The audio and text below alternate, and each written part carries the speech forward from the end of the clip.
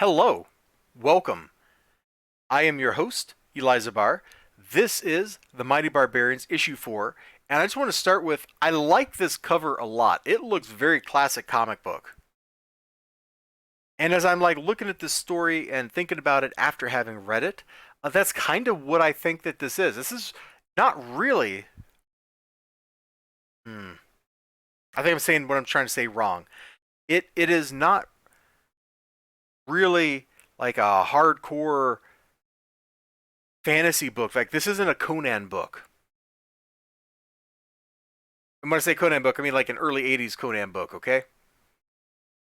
This is instead actually really a superhero story with barbarian characters. I think that like I'm trying to recalibrate my expectations for this book so I can like it more because I really want to like this issue. I really want to like this issue. I had a lot of fun with it. Or I want to like the series because I like this issue. There, I think I said it correctly. Anyway, I'm going to shut up about that and we are just going to look at the book.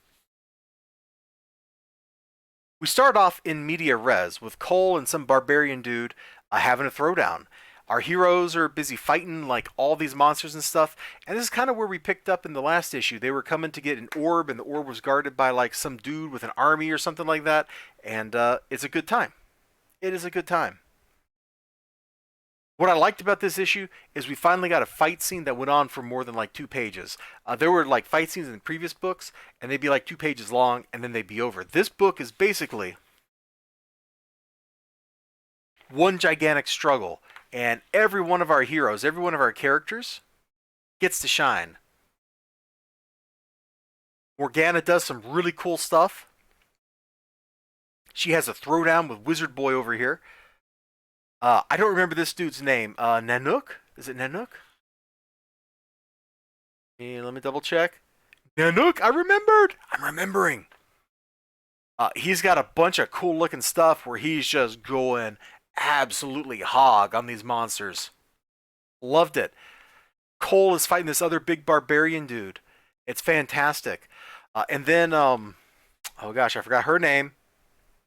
Burka, thank you. I don't know if Burka comes from some other story, but she has like a whole sequence where the darkness is trying to take over her, and it's some really intense stuff. Earlier in the book, her and Cole had this great little bonding moment together.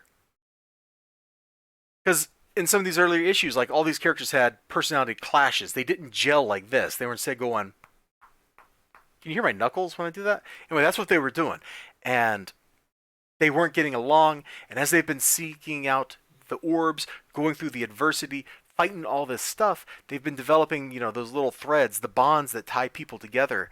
They've been coming to understand each other. So Burka and Cole both have a great realization about themselves earlier in this book in a little sequence where they're talking to each other. And I really liked it because Burka was like, you know, all my life, I've gone through my whole life thinking everything revolved around me, that I'm the most important person, yada yada yada. Cole has a similar revelation. He's like, I thought to be a good king, I had to make sure that I took care of my people and I wouldn't care about anything outside. But now I'm here. I've seen how much bigger the world is, what the threats to everybody are. I see that there are things that I can do to help other people, stuff like that. So they're having a great moment together, and that's all like the emotional lead up to this sequence where the darkness is tempting her. The darkness is like, you cannot fight me, you cannot win. Look with your own eyes. Look, you cannot fight me. It's just trying to break her down. And if she was still that same self-centered person, if she was still the person who had no attachments, who had no strings or whatever, she might give in right here because she has nothing she can fall back on. She has no one to help her, nothing to pull her out from this, which I guess just kind of spoils like what happens in a couple of pages here. But I this was like really like the emotional core of the book, and it was really good. It was really well written. This whole issue was paced fantastically. The art was great. I had a mega blast reading this. This is the best issue of Mighty Barbarians. Like the first issue was kind of cool, meeting people, setting stuff up. The next two were kind of cool, but this one I found to just be 100% a lot of fun to sit down and read this comic book.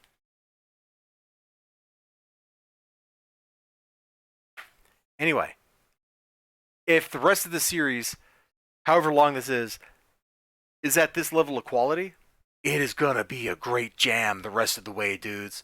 And I am suddenly, instead of being kind of like, oh, the book is forgettable or whatever, like I was with the first couple issues, I'm now like, I am hype. I am hype man. I am hype dude. Okay? That's where I'm at in my life. You all take care of yourselves. You have a great day, great night, great whatever you got going on. Hope to see you again next time. Until then, you take care of yourselves and bye bye. Yeah, bye bye. See ya.